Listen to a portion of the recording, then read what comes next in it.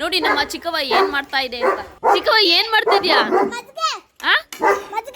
ನೋಡಿ ನಮ್ಮ ಚಿಕ್ಕವ್ವ ಮಜ್ಜಿಗೆ ಕಡಿತಾ ಇದ್ದಾಳೆ. ಇವತ್ತು ನಮ್ಮ ಪಪ್ಪನ ಬರ್ಡೇ, ಅದ್ರ ಕೇಕ್ ಎಲ್ಲ ಕಟ್ ಮಾಡೋದು ನಮ್ಮ ಮಕ್ಕಳೇ. ಹಾಗೆ ಪಪ್ಪನ ಬರ್ತಡೇ ಇತ್ತಲ್ಲ, ಹಾಗಾಗಿ ಮೊಬೈಲ್ ತೊಗೊಳ್ಳೋಣ ಅಂತ ಬಂದಿದ್ದೀವಿ. ಬಟ್ ಇವಾಗ ಫೋನ್ ತೊಗೊಂಡ್ಮೇಲೆ ನಮ್ಮ ಡ್ಯಾಡಿ ಎಷ್ಟು ಲೇಟಾಗಿ ಮಲಗ್ತಿದ್ದಾರೆ ಅಂದರೆ, ಬೆಳಗ್ಗೆ ಆದರೂ ಅದೇ, ರಾತ್ರಿ ಆದರೂ ಅದೇ. ಮುಂಚೆ ನಮ್ಮ ಪಪ್ಪ ನಮಗೆ ಬೈಯೋರು, ಈಗ ನಮ್ಮಮ್ಮ ನಮ್ಮ ಪಪ್ಪಗೆ ಬೈಯೋಕ್ಕೆ ಸ್ಟಾರ್ಟ್ ಮಾಡಿದ್ದಾರೆ. ಮತ್ತೆ ಬೆಳಗ್ಗೆ ಎದ್ದು ಬರೀ ಫೋನ್ ಇಟ್ಕೊಂಡಿದ್ದಾರೆ. ಎಲ್ರಿಗೂ ನಮಸ್ಕಾರ. Happy birthday Puttamma. ಇದು ನನ್ನ ಫ್ರೆಂಡ್ ಮಗಳು. ಹುಟ್ಟಾಗಿಂದ ಇದು ಹಿಂಗೆ ಗುಂಡಕ್ಕಿದೆ, ಹಾಗಾಗಿ ನಾನು ಗುಂಡಮ್ಮ ಅಂತಲೇ ಹೇಳೋದು ಇದಕ್ಕೆ. ಅಂದರೆ ನಿನ್ನೆ ಮೊನ್ನೆಗಷ್ಟೇ ಇದಕ್ಕೆ 2 years ಆಯಿತು. ಸೊ ಹಾಗಾಗಿ ನನ್ನ ಕಡೆಯಿಂದ ಹ್ಯಾಪಿ ಬರ್ತ್ಡೇ ಗುಂಡಮ್ಮ. ಹಾಗೆ ಈ ವಿಡಿಯೋ ಮಾಡಿ ಕೂಡ ನಾನು ತುಂಬ ದಿನ ಆಯಿತು. ಅಂದರೆ ಇದು ನಮ್ಮ ಪಪ್ಪನ ಬರ್ಡೇ ಟೈಮು. ಅದು ಅಲ್ಲದೆ ಇವತ್ತು ಹಾಸನಲ್ಲಿ ನಮ್ಮ ಅಕ್ಕನ ಮನೆ ಫಂಕ್ಷನ್, ವಾಣಿ ಅಕ್ಕನ ಮನೆ ಫಂಕ್ಷನ್ ಇತ್ತು. ಸೊ ಹಾಗಾಗಿ ಎಲ್ಲರೂ ಅಲ್ಲಿ ಹೋಗ್ತಾ ಇದ್ದು. ಇದು ನಮ್ಮ ಪಪ್ಪನ ಬರ್ಡೇ ಟೈಮಲ್ಲಿ ವಿಡಿಯೋ ಮಾಡಿರೋದ್ರಿಂದ ಇವತ್ತು ಪಪ್ಪನ ಬರ್ಡೇ ಇತ್ತು. ಸೊ ಹಾಗಾಗಿ ಅಕ್ಕನ ಮನೇಲಿ ಕೇಕ್ ಕಟ್ ಮಾಡಿಸ್ತಾ ಉಂಟು. ಅಕ್ಕ ಇಲ್ಲೇ ಬಂದುಬಿಡಿ, ಇಲ್ಲೇ ಕೇಕ್ ಕಟ್ ಮಾಡೋಣ ಅಂತ ಅಕ್ಕ ಹೇಳಿದ್ಲು. ಹಾಗಾಗಿ ಫಸ್ಟ್ ನಾವು ಅಕ್ಕನ ಮನೆಗೆ ಹೋಗಿ ಅಲ್ಲಿಂದ ವಾಣಿ ಅಕ್ಕನ ಮನೆಗೆ ಹೋಗ್ತೀವಿ. ಹ್ಯಾಪಿ ಬರ್ಡೇ ಈಗ ನಾನು ಈಗಲೇ ಸಿಗಿಸ್ಬೇಕಿದ್ದಾನೆ. ಇದು vanilla cake. Chocolate cake actually ದೊಡ್ಡವರು ಅಷ್ಟು ಯಾರು ಇಷ್ಟಪಡಲ್ಲ ನಮ್ಮ ಮನೇಲಿ, ಹಾಗಾಗಿ ಅದು ಅಲ್ಲದೆ ನಮ್ಮಮ್ಮ ಕೇಕು ಕೂಡ ತಿನ್ನಲ್ಲ. ಹಾಗೆ ನಮಗೆ ಚಾಕ್ಲೇಟ್ ಕೇಕ್ ಅಂದರೆ ತುಂಬ ಇಷ್ಟ. ಅದು ಅಲ್ಲದೆ ನಮ್ಮ ಹಾಸನಲ್ಲಿ SLJ ಬೇಕ್ರಿ ಅವ್ರು ತುಂಬ ಚೆನ್ನಾಗಿ ಮಾಡ್ತಾರೆ. ಹಾಗೆ ನಮ್ಮ ಜೀಜು ಕೂಡ ಇರಲಿಲ್ಲ, ಎಲ್ಲೋ ಹೋಗಿದ್ರು, ಬರೋದು ಲೇಟ್ ಆಯಿತು. ಮತ್ತು ಹಾಗೆ ನಮ್ಮನೆಯವರು ಕೂಡ ಫಿಲ್ಮ್ ವರ್ಕ್ ಮಾಡ್ತಾಯಿದ್ದಾರೆ ಹಾಸನಲ್ಲಿ. ಸೊ ಹಾಗಾಗಿ ಅವ್ರಿಗೂ ಕೂಡ ಬರೋಕ್ಕೆ ಹೇಳಿದ್ದು. ಹಾಗೆ ಇವತ್ತು ಪಪ್ಪನ ಬರ್ಡೇ ಆಗಿರೋದ್ರಿಂದ ಪಪ್ಪನ ಜೊತೆ ಕೂತ್ಕೊಂಡು ಫೋಟೋ ತೆಕ್ಕೊಳ್ಳೋಣ ಅಂತ ಹೇಳಿ ನಾವೆಲ್ಲ ಅವ್ರು ಬರೋವ್ರಿಗೂ ಫೋಟೋ ತೆಕ್ಕೊಳ್ತಿದ್ದ. ಸುಮ್ಮನೆ ಅಂದರೆ ಪಪ್ಪನ ಬರ್ತ್ಡೇ ಫೋಟೋಸ್ ಎಲ್ಲ ನಂದು, ನಮ್ಮ ಅಕ್ಕಂದು. ಹಾಗೆ ಮಕ್ಕಳು ನಾವು ಎಲ್ಲ ಒಟ್ಟಿಗೆ ತಗೊಂಡು ನನ್ನ ಮಗಳು ಮತ್ತು ಚಿಕ್ಕಮ್ಮನೂ ಅವ್ರ ಅಜ್ಜಂಗೆ ಬರ್ತ್ಡೇಗೆ ಗಿಫ್ಟ್ ಏನಾದರೂ ಕೊಡಬೇಕು ಅಂತ ಹೇಳಿ ಏನೋ ಡ್ರಾಯಿಂಗ್ ಮಾಡ್ತಾಯಿದ್ದಾರೆ ಮಕ್ಕಳಿಬ್ರು. ಎಲ್ಲರೂ ಬಂದರು, ಕೇಕ್ ಎಲ್ಲ ಕಟ್ ಮಾಡಿಸ್ತು. ಇವತ್ತು ನಮ್ಮ ಪಪ್ಪನ ಬರ್ಡೇ, ಅದ್ರ ಕೇಕ್ ಎಲ್ಲ ಕಟ್ ಮಾಡೋದು ನಮ್ಮ ಮಕ್ಕಳೇ. ನಮ್ಮ ಬರ್ತ್ಡೇಲೂ ಅಷ್ಟೇ ಅವರೇ ಕೇಕ್ ಕಟ್ ಮಾಡೋದು. ಸುಮ್ಮನೆ ನಮ್ಗಳ ಬರ್ತ್ಡೇ ಅಂತ ಹೇಳ್ಕೊಳ್ಳೋದು ಅಷ್ಟೇ.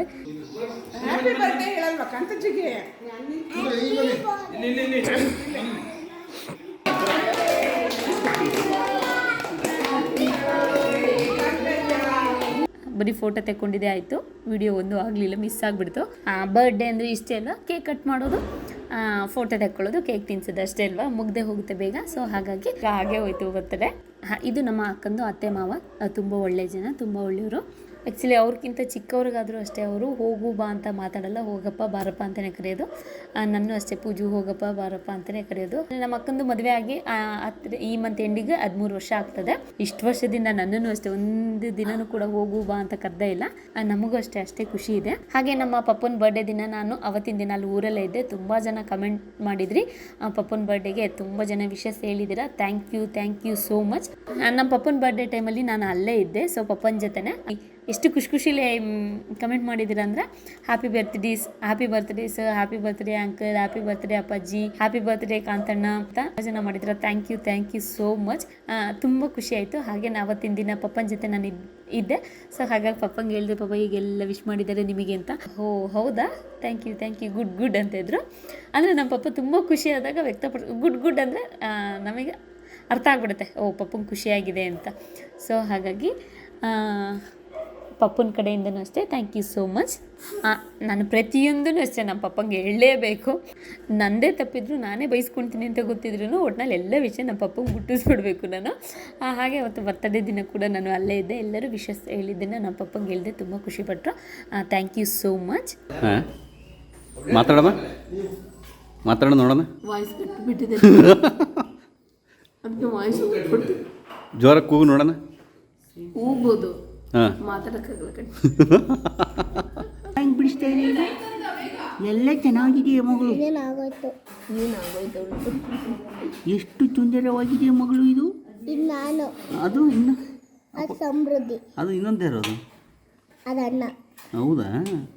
ಹಾಗೆ ನನ್ನ ಮಗಳಿಗೆ ಅಮ್ಮು ಬಿಡಿಸತ್ತು ಗೊತ್ತಾಗಲಿಲ್ಲ, ಎಲ್ಲರೂ ಬಿಡಿಸುತ್ತೆ.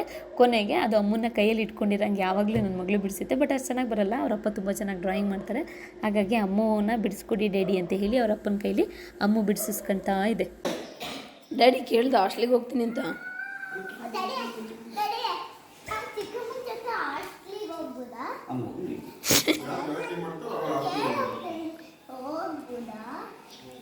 ಮೊನ್ನೆಯಿಂದ ಹುಚ್ಚಿಡ್ದಿದ್ದೀರಿ, ನಾನು ಏನು ಹೇಳ್ಕೊಟ್ಟಿಲ್ಲ, ಏನು ಹೇಳಿಲ್ಲ.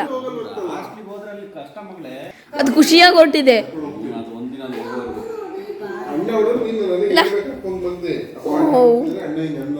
ಇದು ನಮ್ಮ ಮನೆಯವ್ರು ಬಿಡಿಸಿರೋದು. ಅಣ್ಣ. ಇದು ಅಜ್ಜಿ, ಇದು ಅಜ್ಜ, ಈ 3 ಮಕ್ಳಂತ ಇದೆ.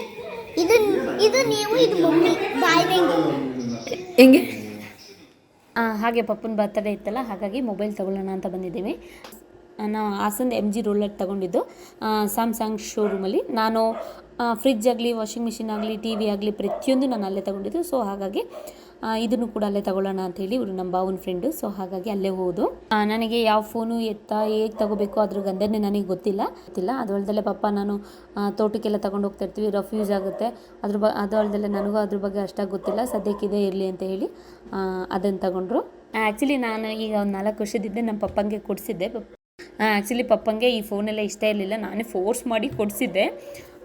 ಯಾಕಂದರೆ ಮತ್ತೆ ನಮ್ಮ ಪಾಪ ಯಾವ ಕೀಪ್ಯಾಡ್ ಫೋನ್ ಯೂಸ್ ಮಾಡೋದು, ಆ ಸಿಮ್ಮಿಂದ ತೆಗೆದು ಆ ಫೋನಿಂದ ಸಿಮ್ ತೆಗೆದು ಈ ಫೋನಿಂದ ತೆಗೆದು ಆ ಫೋನಿಗೆ ಹಾಕೊಟ್ಬಿಟ್ಟು ಹೋಗ್ಬಿಟ್ಟಿದ್ದೆ. ಅಲ್ಲಿ ತುಂಬ ನಂಬರ್ ಮಿಸ್ ಆಗ್ತಾಯಿತ್ತು. ಮತ್ತು ಹೇಗೆ ಮಾಡೋದು ಏನು ಅಂತ ಪಪ್ಪಂಗೆ ಗೊತ್ತಾಗ್ತಾ ಇರಲಿಲ್ಲ. ನನಗೆ ಫೋನ್ ಮಾಡಿದಾಗೆಲ್ಲ ಬೈತಾ ಇರೋರು, ಇದೆಂಥ ಹಾಳಾದ ಫೋನು, ನಮಗೆ ನಮ್ಮ ಫೋನೇ ಸರಿ, ಹಳ್ಳಿಗಳಿಗೆಲ್ಲ ಇದೆಂಥ ಫೋನು ಅಂತ ಹೇಳಿ ಆ ಫೋನು ತಿರ್ಗಾ ಮತ್ತೆ ನನಗೆ ವಾಪಸ್ ಕೊಟ್ಟರು. ಇದು ತೊಗೊಂಡೋಗ್ಬಿಡು, ನನಗಾಗಲ್ಲ, ಮಾತಾಡೋಕೆ ಅಷ್ಟೇ ಅಲ್ಲ ಉಪಯೋಗಿಸ್ತಾ ಇದ್ದಿದ್ದು, ಹಳ್ಳಿಗಳಿಗೆ ಅಷ್ಟೇ ಸಾಕಂತೇಳಿ ಈ ಫೋನು ಯೂಸ್ ಮಾಡ್ತಿರ್ಲಿಲ್ಲ. ತಿರ್ಗಾ ವಾಪಸ್ ನನಗೆ ಕೊಟ್ಟರು ಬೈದು. ಈಗ ಮಕ್ಕಳ ಜೊತೆ ವಿಡಿಯೋ ಕಾಲ್ ಮಾಡೋಕ್ಕೆ ಮತ್ತು ಮೇಯ್ನ್ ನನ್ನ ಯೂಟ್ಯೂಬ್ ನೋಡೋಕ್ಕೋಸ್ಕರ ಮೇಯ್ನ್ ಅದಕ್ಕೆ ಅಂತ ಹೇಳಿ ತಗೊಳ್ತಾ ಇದ್ದೀವಿ.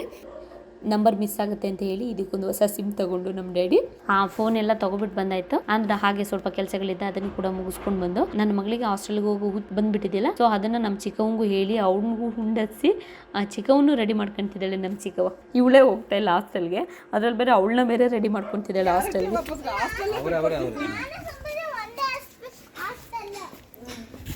ಚಿಕ್ಕ ಹಾಸ್ಟೆಲ್ಗೆ ಸೇರ್ಕತೀಯಾ? ಮಲ್ಲಕ್ಕನ ಜೊತೆ ಇಲ್ಲಿ ನೋಡು, ಊಟ ಅವಳೇ ಮಾಡಿಸ್ತಾಳಂತೆ, ಮಲಗಿಸ್ತಾಳಂತೆ. ಚುಪ್ಪಿ ನೀನು ಹೋಗಲ್ವೇನ ಹಾಸ್ಟೆಲ್ಗೆ?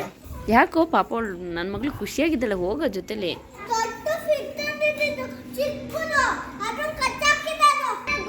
ಚಿಕ್ಕವ ಹಾಸ್ಟೆಲಿಗೆ ಹೋಗ್ತೀಯಾ ಅಕ್ಕನ ಜೊತೆ? ಜಗಳ ಮಾಡಬಾರ್ದಲ್ಲೇ.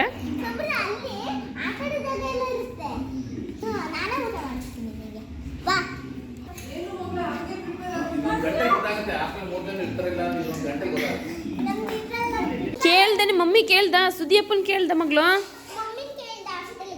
ಹ್ಞೂ ಅಂದ್ರ? ಇದೇನು ಪ್ಯಾಕ್ ಮಾಡ್ಕೊಂತಿದ್ದೀರಾ ಎಲ್ಲ? ಏನೇನು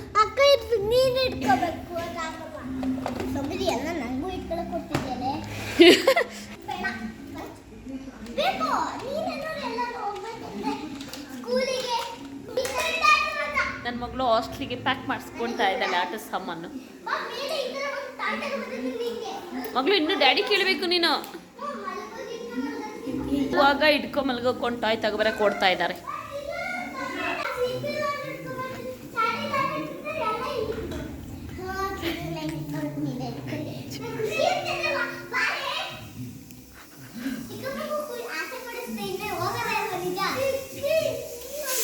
ನೀನು ಹಿಂಗೆ ಹೋಗ್ತೀಯ ಚಿಕ್ಕವ? ಹಾಸ್ಟೆಲ್ ಅಂದ್ರೆ ಏನು ಅನ್ಕೊಂಡಿದ್ಯಾ ಬಾಯ್ಲಿ? ಹಾಸ್ಟೆಲ್ ಅಂದ್ರೆ ಏನು ಅನ್ಕೊಂಡಿದ್ಯಾ ನೀನು? ಮತ್ತೆ ಸುಮ್ಮನೆ ಹೊರಡ್ತಿದ್ದೀಯ? ಅದೇನು ಮದುವೆ ಮನೆನಾ? ಅಲ್ಲ ಆಟ ಆಡ್ಸಲ್ಲ ದಡ್ಡಿ. ಸ್ಕೂಲಿಗೆ ಹೋಗಿ ಹೆಂಗೆ ಈಗ ಮನೆಗೆ ಬರ್ತೀರಾ? ಅಲ್ಲಿ ನಾವು ಅಪ್ಪ ಅಮ್ಮ ಯಾರೂ ಇರಲ್ಲ, ಸ್ಕೂಲಿಗೆ ಹೋಗಿ ಹಾಸ್ಟೆಲಿಗೆ ಬರಬೇಕು. ಅಲ್ಲಿ ನೀನು ಮಲ್ಲೊಕ್ಕ ಇಬ್ಬರೇ ಇರ್ತೀರಾ, ಅಲ್ಲಿಗೆ ಹೋಗ್ತೀರಾ ನಮ್ಮ ಬಿಟ್ಟು ನೀವು? ಅದನ್ನೇನಕ್ಕೆ ಚಿಕ್ಕವ? ಇದ್ರ ಮೇಲೆ ಇಟ್ಕ ಮಲ್ಗಕ್ಕ ಹಾಸ್ಟೆಲಲ್ಲಿ? ಹಾಂ ಡನ್.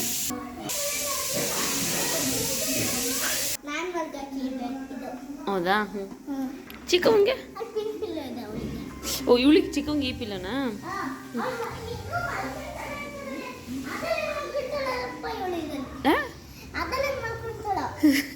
ನನ್ನ ಮಗಳಿಗೆ ಯಾಕಷ್ಟು ಹಾಸ್ಟೆಲ್ ಹುಚ್ಚಿಡ್ದಿದೆಯೋ ಗೊತ್ತಿಲ್ಲ. ಹೋಗಬೇಕು ಅಂತ ತುಂಬ ಖುಷಿಯಾಗಿದೆ. ಅಂದರೆ ನಮ್ಮ ಪಪ್ಪ ಹೇಳೋದು, ನೀವು ರೆಸಾರ್ಟಿಗೆ ಕರ್ಕೊಂಡೋಗಿ ಅದನ್ನೇ ಅವಳು ಹಾಸ್ಟೆಲ್ ಮಾಡ್ಕೊಂಬಿಟ್ಟಿದ್ದಾಳೆ, ರೆಸಾರ್ಟಿಗೆ ಹೊರಡ್ತಾ ಉಂಟು ಅಂತ. ನೋಡಿ ನಮ್ಮ ಮಕ್ಕಳು ಹಾಸ್ಟೆಲಿಗೆ ರೆಡಿ ಆಗಾಯ್ತು. ನೋಡಿ ನಮ್ಮ ಚಿಕ್ಕವ ಏನು ಮಾಡ್ತಾ ಇದೆ ಅಂತ. ಚಿಕ್ಕವ ಏನು ಮಾಡ್ತಿದ್ಯಾ? ನೋಡಿ ನಮ್ಮ ಚಿಕ್ಕವ ಮಜ್ಜಿಗೆ ಕಡಿತಾ ಇದ್ದಾಳೆ, ಪೈಪ್ ಇಟ್ಕೊಂಡು.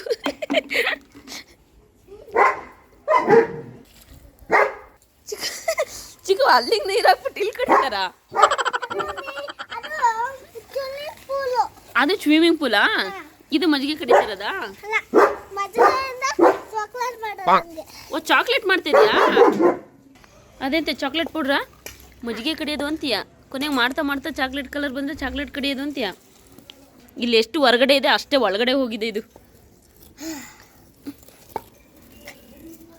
ಚಿಕ್ಕವ ಕಲ್ಲರಿಗೆ ಹೊರಡೋಣ ನಡಿ. ಕೈ ತೊಳ್ಕೊ ಬರ್ತೀಯಾ? ಹ್ಞೂ ನೀನು ಗೊಂಬೆ ತಗೊಂಡು ಹೋಗೋಲ್ಲ ಆಟ ಆಡ್ಕೊ ಬರೋದಲ್ಲ ಹಾಸ್ಟೆಲ್ ಅಂದರೆ ಅಲ್ಲಿ ಮಕ್ಕಳಿಗೆ ಎಲ್ಲನೂ ಕೊಡ್ತಾರೆ. ಎತ್ತು ಕೂರಿಸ್ತಾರೆ ನಿಮ್ಮ ಮನೆ ಹೇಳ್ಬೇಕು. ಅಕ್ಕ ನಾನು ನನ್ನ ಮಗಳಿಗೆ ಬಿಗ್ ಬಾಸಲ್ಲಿ ಇರ್ತಿದ್ದಲ್ಲ,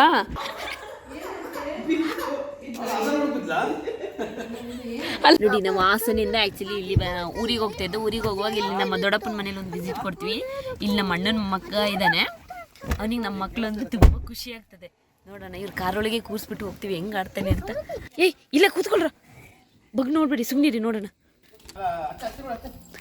ಆನೆ ಮಾತದತ್ತಮ್ಮ ಅಕ್ಕ ಕಾರಲ್ಲಿ ಯಾರಿದ್ದಾರಲ್ಲಿ ಬರ್ರಿ ಬರ್ರಿ. ಆ ಕಡೆ ಅಂತ ನೋಡಲಿ. ಏಯ್ ಚುಪ್ಪಿ ನಿಧಾನ.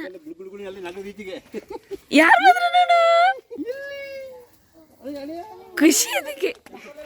ಹೋಲಿ ಬಿಡು ಹೋಲಿ. ಸ್ವಲ್ಪ ತಾದ್ಮೇಲೆ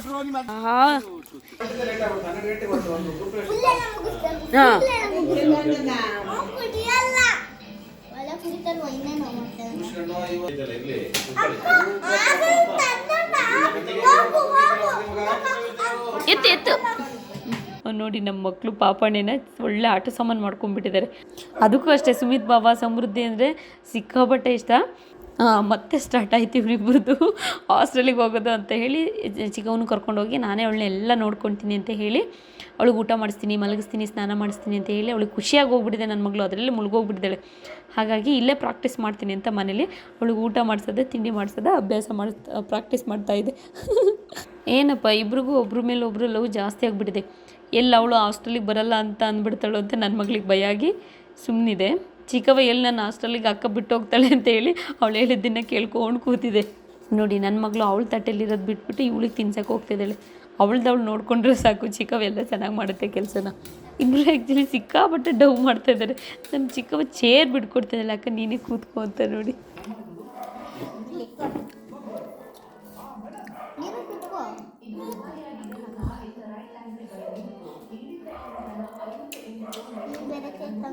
ಹತ್ತು ನಿಮಿಷಕ್ಕೂ ಕಿರ್ಚಾಡ್ತಿರ್ತಾರೆ. ಇವತ್ತೇನು ಸುಮ್ಮನೆ ಇದ್ದಾರಪ್ಪ. ನಿಧಾನಕ್ಕೆ ಮಗಳು ಯಾಕೆ ಅಂದರೆ ನೋಡಿ ನಮ್ಮ ಚಿಕ್ಕವ ಮಲ್ಲಕ್ಕಂಗೆ ಬಳಿಯಾಗಿ ಬರಲ್ಲ ಅಂತ ಹೇಳ್ಬಿಟ್ಟು ಅವಳೇ ಬೆಳೆದು ಕೊಡ್ತಿದ್ದಾಳೆ ತಿನ್ಸು ಅಂತ. ನಮ್ಮ ಚಿಕ್ಕವ ಎಲ್ಲ ಅಚ್ಚುಕಟ್ಟಾಗಿ ಮಾಡೋ ಅಂಥ ಕೆಲಸ ತುಂಬ ಅಚ್ಚುಕಟ್ಟಾಗಿ ಮಾಡುತ್ತೆ. ಅವಳಿಗೆಲ್ಲ ಗೊತ್ತು ನಿನ್ನ ಕದಿ ಮಗಳು. ನೋಡಿ ನನ್ನ ಮಗಳು ಈಗ ಅವಳ ತಂಗಿಗೆ ಊಟ ಎಲ್ಲ ಮಾಡಿಸಿ ಮುಗಿಸಿ ತಿಂಡಿ ಎಲ್ಲ ತಿನ್ಸಾದ್ಮೇಲೆ ಅದು ಊಟ ಮಾಡ್ತಾಯಿದ್ದೆ. ಲಾಸ್ಟಿಗೆ ಅದು ತಿಂಡಿ ತಿಂತಾ ಇದೆ. ನೋಡಿ ಮತ್ತೆ ಬೆಳಗ್ಗೆ ಅಷ್ಟೇ ತಿಂಡಿ ತಿನ್ನಿಸುವಾಗ ಏನು ಒಬ್ಬರು ಚೇರ್ ಒಬ್ಬರು ಬಿಟ್ಕೊಡ್ತಾಯಿದ್ರು. ಇವಾಗ ನೋಡಿದರೆ ಏನಕ್ಕೋ ಕಿತ್ತಾಡಿದ್ದಾರೆ. ಅದಕ್ಕೆ ನನ್ನ ಮಗಳು ನಿನ್ನ ಹಾಸ್ಟೆಲಿಗೆ ಕರ್ಕೋಗಲ್ಲ ಅಂತ ಬೈದಿದ್ದಾಳೆ. ಹಾಗಾಗಿ ನಾನು ಬರ್ತೀನಿ ಅಕ್ಕ ಅಂತ ಅಳ್ತಾ ಕೂತಿದ್ದೆ.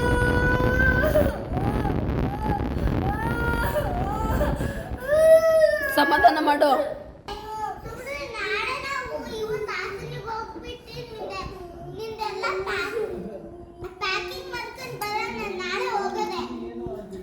ಹಾಸ್ಟೆಲಿಗೆ ಹೋಗೋಕೆ ಕಲ್ತಾ ಇದ್ದೆ ನೋಡಿ ನಮ್ಮ ಚಿಕ್ಕಮ್ಮ. ಹಾಸ್ಟೆಲ್ಗೆ ಈಗಲ್ಲ, ಹಬ್ಬಗೆಲ್ಲ ಕಳ್ಕೊಂಡು ಹೋಗೋದು. ನಾಳೆನಾ? ಹಾಸ್ಟೆಲಲ್ಲಿ ಏನಿದೆ?